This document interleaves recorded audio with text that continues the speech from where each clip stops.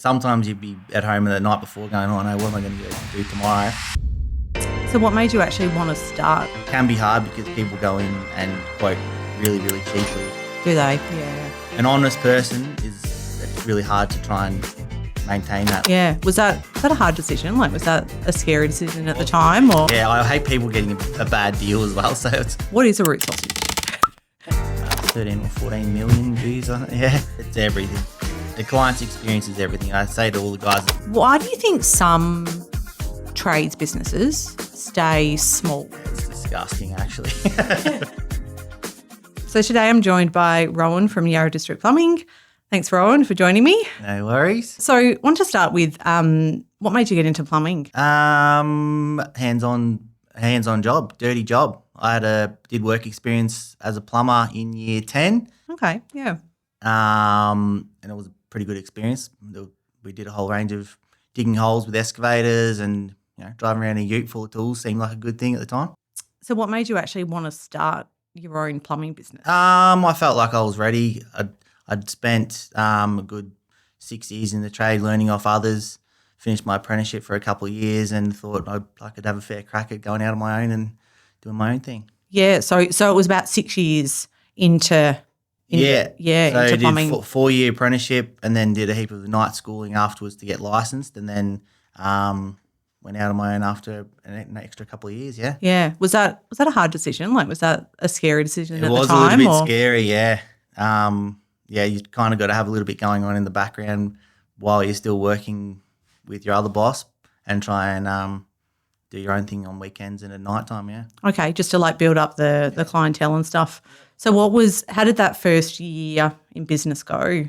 Like, what was it like? Scary. So mostly just weeding out favours that you've owed people for a long time and doing a heap of free jobs and not charging properly and that sort of thing. And then once those jobs kind of disappear, you're trying to work off word of mouth a little bit and it can be a little bit tricky. In those early days, did you do anything to generate leads or you just... Absolutely nothing, just kind of friends and family and friends of friends and that sort of thing coming through. So work goes up and down a lot. Yep. And you're just kind of hoping that, the next couple of weeks someone would have another job come through. Subcontracting a little bit to friends, other plumbers and that sort of thing. Did you? Okay. Yeah, so you did that was that like in the first year that you just did that or? First couple of years for sure, yeah. Yeah. So did it take a couple of years? Like at what point did you go, okay, I think this is gonna work. I think we've gone through the hard time at the start of the business. Yeah, it's tricky. You end up doing 2 or 3 days a week subcontracting, then you go back to 2, back down to 1, and then you find yourself fully booking out weeks for yourself. How long did that take? A couple of years for sure. A couple of years, yeah. Yeah, okay. Easily. Yep. And then when you went, like when you stopped doing the subcontracting, you were doing your own work fully booked, was that consistent? Like were you fully booked for weeks and months? And Nah, it was always sometimes you'd be at home the night before going, oh no, what am I going to go do tomorrow? Yeah. And you kind of find a little job to get you through the day and the leads weren't coming in really consistently. How do you get most of your work? Like how did you get most of your work in the early days and how do you get most of your work now? Word of mouth definitely in the beginning. Yep. And then other plumbers would give me a little bit of work, so subcontracting. And then went on to hipages for a bit. How was that? Tell me about your experience with hipages. Good and bad. Yeah. I mean, you pay per lead, that's fine. You can kind of choose what jobs you want to do by reading them, and the person gives you a bit of a short description. But then they push towards getting 3 quotes off people. Yep. So they're always in the background pushing the person that you've gone and quoted to get your other 2 quotes as well. Make sure you're getting 2 quotes. And just so you stay really competitive as well. Can be hard because people go in and quote really, really cheaply. Do they? Yeah. To make sure that they get in the door and then they kind of upsell from there. Okay. So you can't – an honest person it's really hard to try and maintain that work because there's really people going in there really cheaply. Yep. So what other things did you sort of do? That's pretty much it. Just rolled with the punches really, and then I ended up getting through like a referral to a big contract kind of job, and and that made it so I was able to employ 2 other guys to help me through that period. Yeah. And then I guess once we got through that workload, because you can get through a lot of work with 2 other guys as well. Yeah, I imagine. Yeah. We had to start seeking other ways to get some work. Yeah. So what would you say like are the main sort of ways that you get business like these days, like in the last probably couple of years? Like what are your main ways of getting business? Well, recently with your help. Yep. Yeah. Do you want to maybe just talk about like what sort of leads you have been getting? From you? Yeah. So you've helped me start to advertise on the socials, which is really good. I guess I tried to advertise on socials just a little bit, which didn't really go very far. And then met you, which is really good, and which you actually knew how to do it properly and made my website a bit nicer and that sort of thing. And now we're getting consistent leads off the ads that you've created, which is nice. Yep. And you hadn't tried any, like you'd done a little bit of Meta ads before. You haven't done Google ads or anything like that really before? No. Yeah. I didn't really have a website. I don't think it was capable of having ads running. Yeah. And I just kind of thought that you get a web page and then you'll pop up on Google. Yeah. But it kind of doesn't work like that. You'd never seen anyway. You look at your website clicks and there was nothing really happening on there, and you just kind of had it in the background just in case.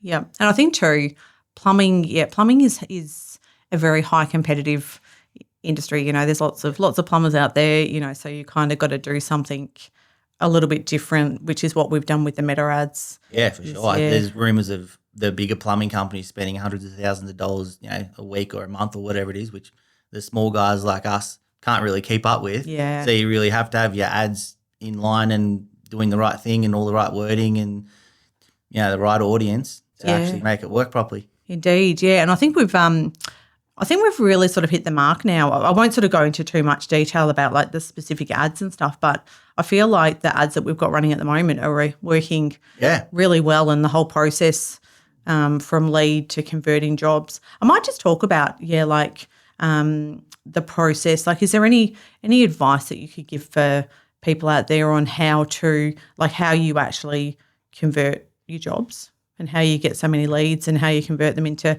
upselling bigger jobs and that sort of thing? Because that's well, in the beginning, you kind of said to me that it was a bit of a trial and error to see what the audience were actually going to be clicking on and maintaining their focus on the ads. So there was a couple of them that were going okay but didn't really gain the traction of our recent ones.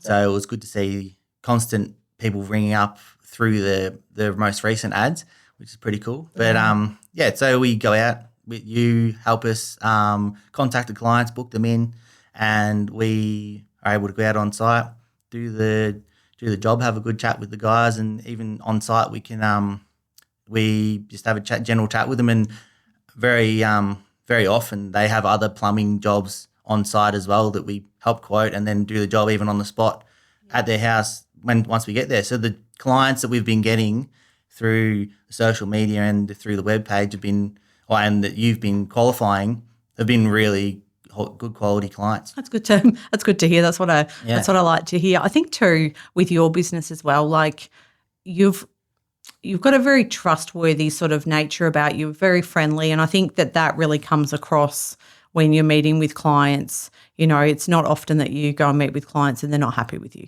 Would you say that that's sort of a Yeah. I hate people getting a bad deal as well. So I always arrive on site and then try and give them the best possible outcome as I can, and then give them my time. You know, I don't ever like to cut people short and you do them the dirty, if that makes sense. Yeah. Would you say that getting Google reviews has become quite an important part of your business and for other trades businesses? Yeah.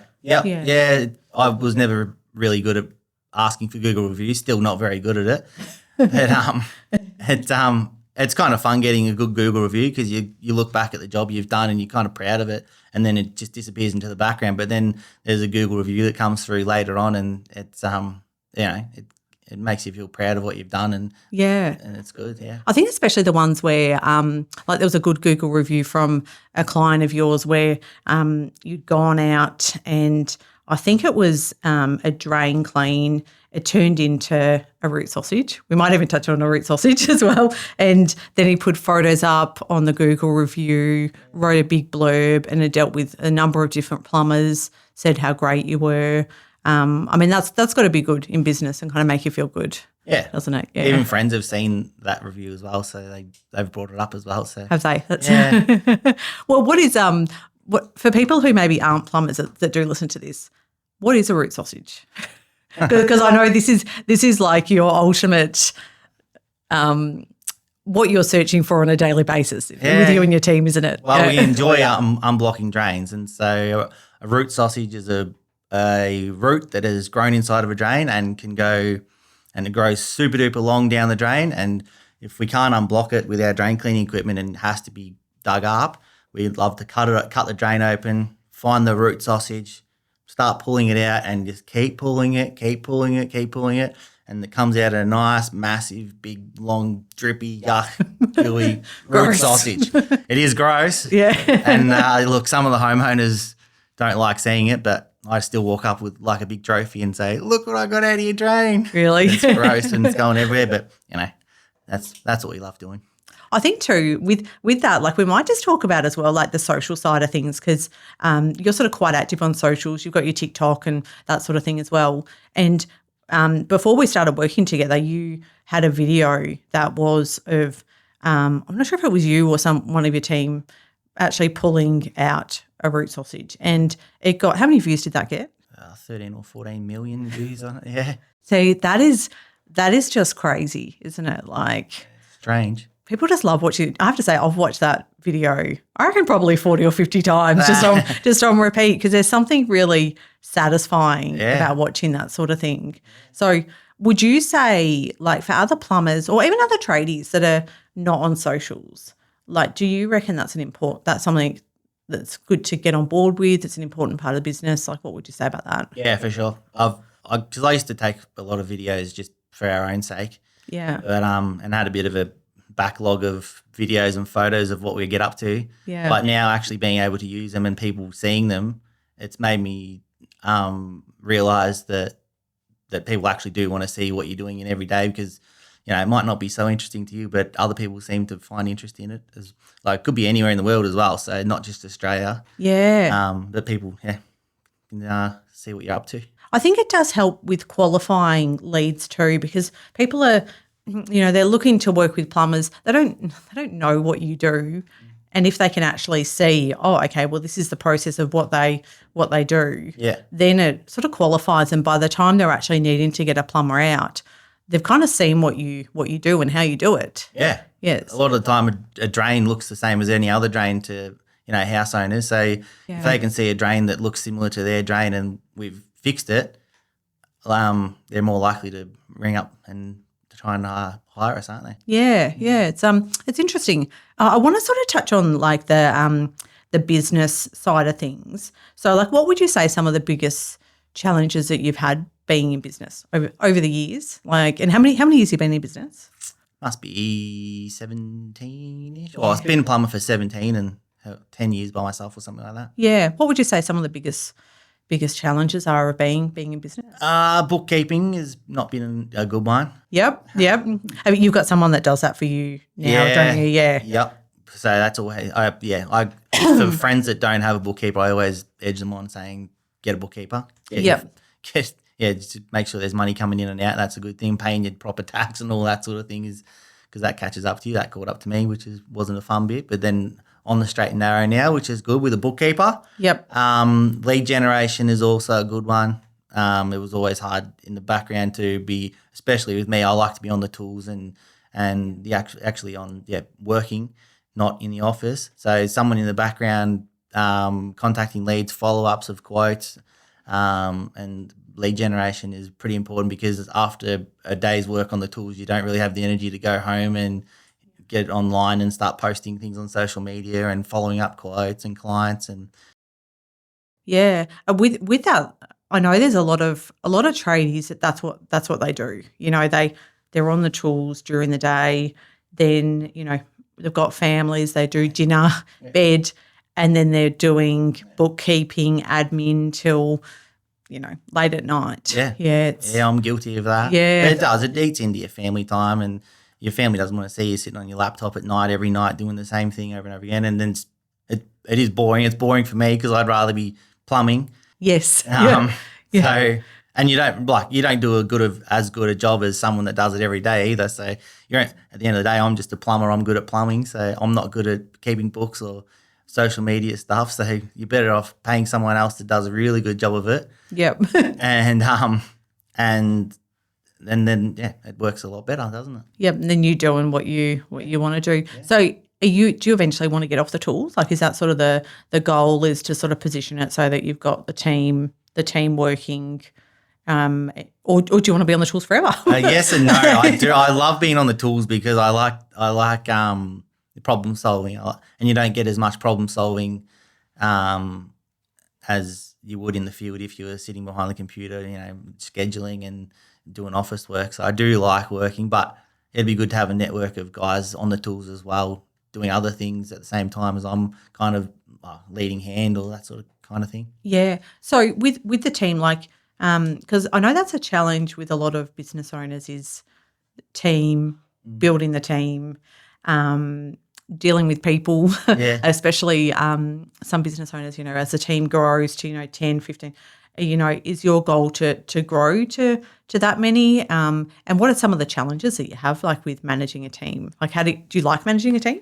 Yeah, I don't mind. Yeah. I've always been a little bit of a leader. Yeah. So I don't mind. Yeah, I like having a team behind me because it's nice to be able to get things done and everyone can drop to help each other out and that sort of thing.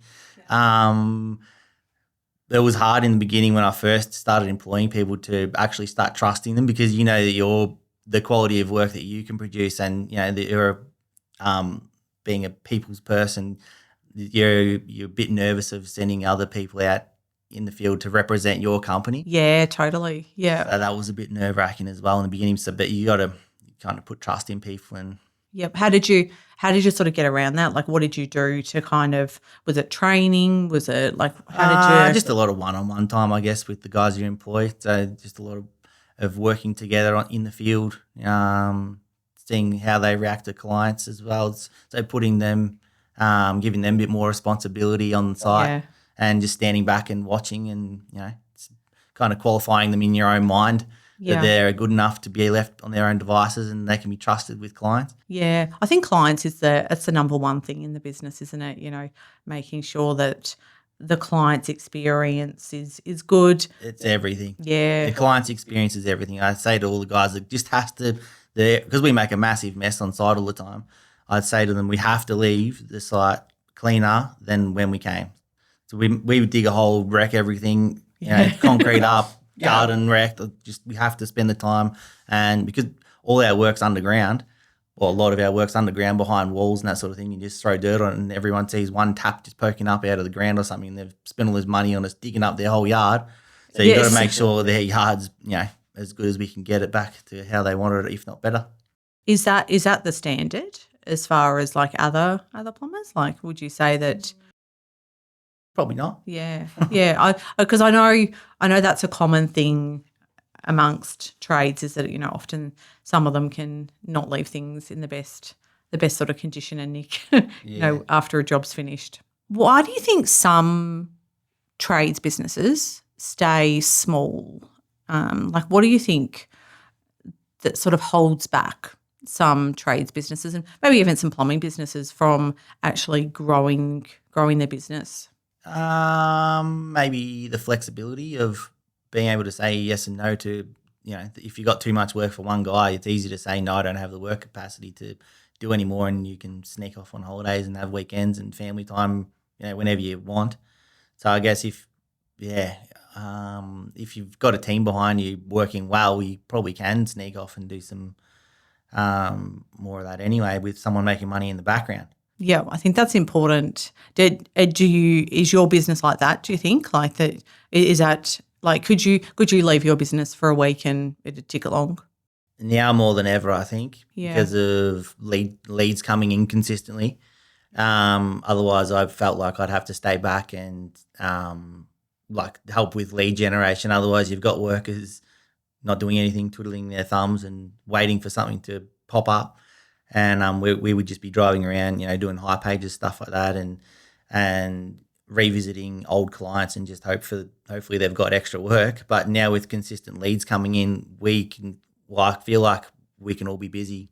That's cool. Without so much in the background of us working away. Yeah, I know, like, because that's my background, obviously, lead generation, and I do sort of harp on about the importance of it. But you would agree that, getting leads set up for your business is a good foundation and really sort of sets you up for having flexibility, being able to take time off. Yeah. No, that things. Yeah, no, things. You got to have the leads coming in. If you feel like you've got a consistent amount of leads coming in, it frees you up in the background of your mind to prioritize and focus on something else. The work's going to be coming in. You can then concentrate on executing the work that you've got in front of you. Yep. Not knowing that the works, you have to get off the tools and go generate some more work. You can actually concentrate on the ones right then and there. Yep. So what's the plan for Yarra District Plumbing over the next 12 to 2 years? Like, what are your goals? Like, where do you want to see the business? It's a tricky one. I don't know whether to go, because you could go really, really big, but then there's stresses of maintaining, I guess, a good crew. Yeah. And the cost of obviously goes up as well with having a lot of people on. But if there's a good amount of leads coming in and we can generate a fair bit of work, then I guess you expand, don't you? Yep, that would be the goal. Yeah. Yeah. Okay, I just wanted to finish on one last question. So, a job that you'll never forget. It could be good or bad, a job that you've done that just sticks in your mind. Either good or bad or disgusting, whatever it is. One that, you can think of. Maybe just a recent one. Last week we had to dig up where there was a really beautiful house, and they had a block drain in their concrete slab in the hallway. So from even the beginning of the house being built, they were having some issues with their ensuite upstairs. We've ended up putting the drain camera in there and finding the drain had actually had a rock pushed down on it, so we couldn't repair it from inside the drain, so we had to dig up inside their hallway in the concrete, so it wasn't very good. But that was pretty gross underground, so there was all raw sewage and everything under there, inside their beautiful hallway. Do you know what I saw? Like, because obviously you'd sent the video to me for that one. Bloody tight. Yeah, well, you don't want to dig a really big hole, and so you go as small as you can, but enough room to do the repair properly. Yeah. But there's dusty and poor people. Yeah. Oh, feels so sad. Yeah, it's hard. You guys get in some tight squeezes, don't you? What's the worst thing that you've had to deal with as far as like tight space? Is it under the house? Is it like where is it? Yeah, under the house. Yeah. Like a sewer blockage and overflowing under the house, having to crawl through it is pretty full on. So it's disgusting, actually. I had some bad ones, but